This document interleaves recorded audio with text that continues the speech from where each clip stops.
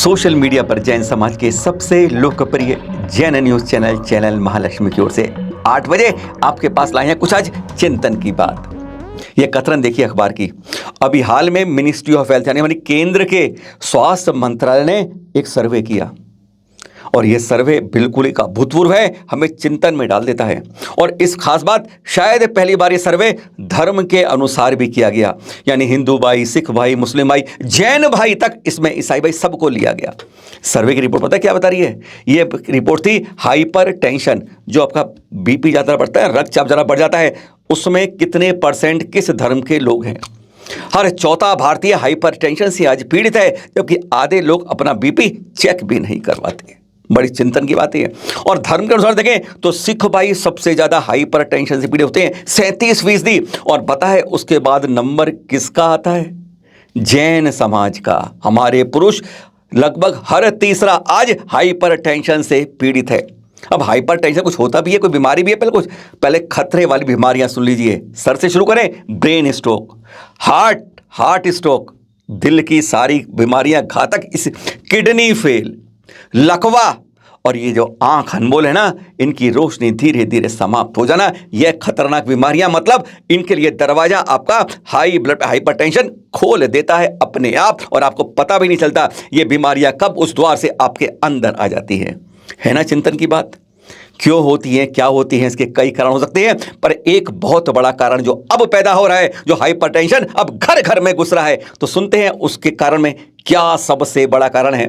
हमारे साधु संत बताते हैं, क्या बताते हैं? मुनि पुंगव श्री सुधा सागर जी। संयुक्त परिवार खत्म होने का एक ही सबसे बड़ा नुकसान हो रहा है कि ब्रेन हेमरेज बढ़ रहा है, टेंशन बढ़ रहा है, ब्लड प्रेशर बढ़ रहा है, शुगर बढ़ रही है, क्योंकि सारा बोझ उसे ही उठाना पड़ रहा है और हर घर बर्बाद हो रहा है। जब एक व्यक्ति बाहर जाता है तो उसके बच्चे बीवी कॉलोनी में रहते हैं, उसको बाहर चिंता रहती कोई नहीं, और संयुक्त परिवार में रहता है तो कोई बात नहीं, घर में 4 लोग हैं, कोई चिंता की बात नहीं है।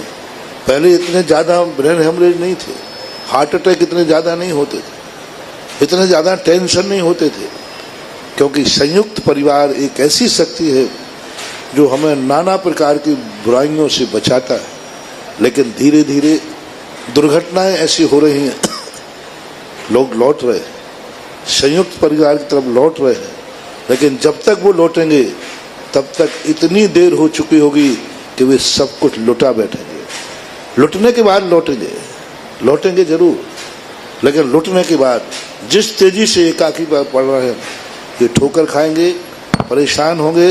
एक दिन ये निर्णय आएगा बहुत जल्दी जब लोग संयुक्त परिवार को पसंद करें। और एक बात और बता दें, आज की तारीख में एक और बीमारी, मानसिक बीमारी, एक तो होती है शारीरिक जो होती है, एक है मानसिक, यानी अपने अंदर टेंशन को इतना बढ़ा लेना, बुलबुला बन के फट जाना कि आदमी आत्महत्या के लिए तैयार हो जाता है। यानी उसे जिंदगी अच्छी लगती है, वो सोचता है कि सिर्फ अनसुलझी पहेलियों को सुलझाने का एक ही रास्ता कि मौत को गले लगा लो।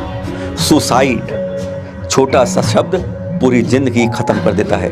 और यह भी किसकी देन है? एकल होते हमारे परिवारों की। सुनिए जरा मुनीषी से। एकाकी परिवार, वो उसके व्यक्ति के मन में इतना टेंशन हो जाता है कि वो स्वयं उस टेंशन को खत्म करने की सक्षम नहीं रखता, तो मर जाता है, सुसाइड करता है। यदि संयुक्त परिवार में रहे तो सुसाइड करने का भाव नहीं होगा, क्योंकि कुछ अच्छा बुरा होगा भी तो सारा परिवार जिम्मेवार है। दूसरा कारण बन रहा है सुसाइड करने का परिवार नियोजन, हम 2 और हमारे 2, हम 1 और हम 2 और हमारा 1, क्योंकि उनका सब कुछ वही होता है, एक बेटा हो, सब कुछ वही होता है, और वो इतना अकेला व्यक्ति इतना अपने माँ बाप की इच्छाएं पूरी नहीं कर पाता, अंत में वो सुसाइड करता है। तो जो एकाकी परिवार हो रहे हैं, परिवार नियोजन हो रहे हैं, जो संख्या की विपरीत स्थिति बन रही है, ये सबसे ज़्यादा सुसाइड करने का कारण बन रहा है।